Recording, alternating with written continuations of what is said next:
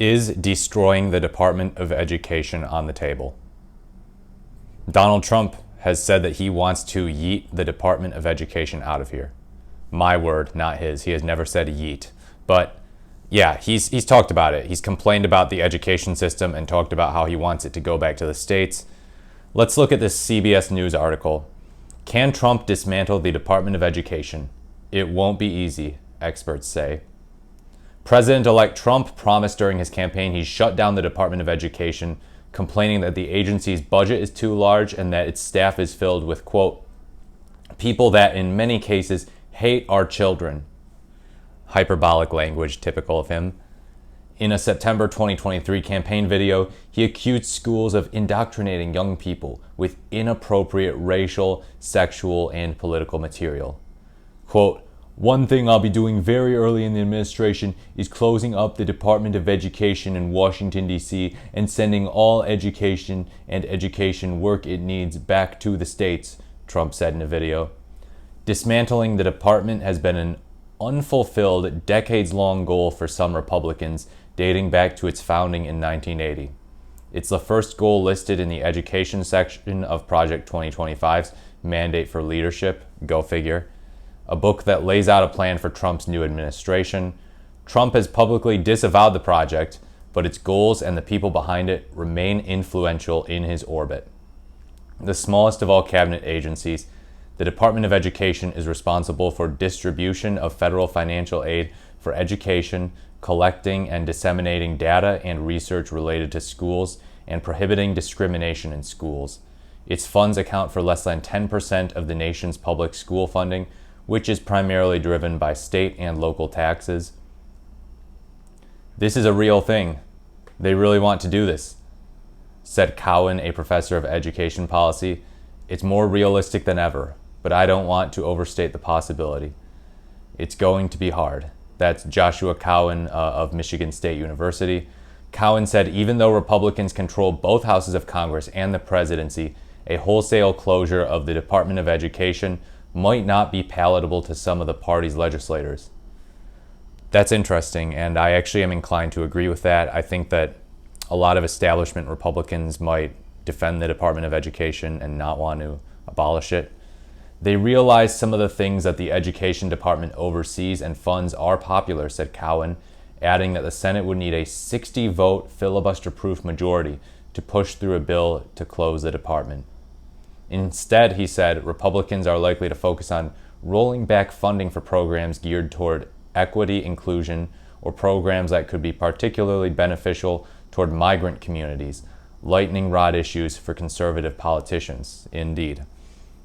Another target would likely be Title I funding, which provides school districts with funding geared toward low-income students, according to Columbia University professor Aaron Pallas. One thing that Project 2025 called for that is perhaps most doable and most threatening perhaps to local education agencies is a proposal to phase out federal funding for Title I, shifting that to be the responsibility of states and local governments, Pallas said. Pallas said that that plan also calls for many of the department's responsibilities to be shifted to other federal agencies. Quote, it's really just kind of rearranging in order to continue to provide congressionally mandated services to students. Even if the functions get moved to other agencies, there's going to have to be people available to administer them, Pallas said. Trump also promised in the campaign video to give all parents the right to choose another school for their children if they want, but part of the calculus GOP legislators might need to consider is that enthusiasm for dismantling the education department may not be as widespread as they think. On November 5th, that's Election Day, 3 states, including 2 where Trump won handily, rejected ballot measures that would have shifted money away from public education. Yeah, so Republicans got to be careful with this. Defunding education is not a popular thing to do, regardless of what types of effects you may argue that it has, regardless of if you argue, funding these things is wasteful, it doesn't help education outcomes. People are not going to look fondly on that. And we already know that a lot of progressives like to make memes about, Republicans being uneducated, hating education, and this is just going to further that narrative against them. And honestly, probably rightfully so, but it's just something that they would probably need to be careful with. You probably don't want to poke the sleeping bear of defunding education, even if there could be some good results from it that you might argue exist. Rural Republicans have long resisted school choice schemes, especially vouchers, for the simple reason they just don't have very many private schools in their districts, said Cowan, whose book The Privateers examines the role of wealthy donors in politicians' push for school voucher programs. He said politicians who serve rural school districts might have one other big reason to avoid supporting legislation that strips away funding. I'm no Karl Rove or James Carville, but I know that you don't get reelected by voting against the biggest employer in your district, Cowan said. That's another important part of the calculus too, is, education as an employer.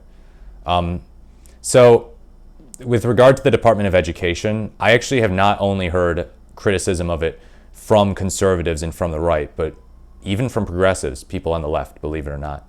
I had a prominent professor in my undergrad who was a political science professor who talked about, he didn't like that Trump appointed Betsy DeVos to the Department of Education, but at the same time, he also didn't really like the department in general. So he said he had his own plan, his compromise, that you get rid of the Department of Education to please conservatives, which in turn would get rid of Betsy DeVos to please progressives. So I was kind of surprised by that. And he called himself a progressive. He's a libertarian progressive.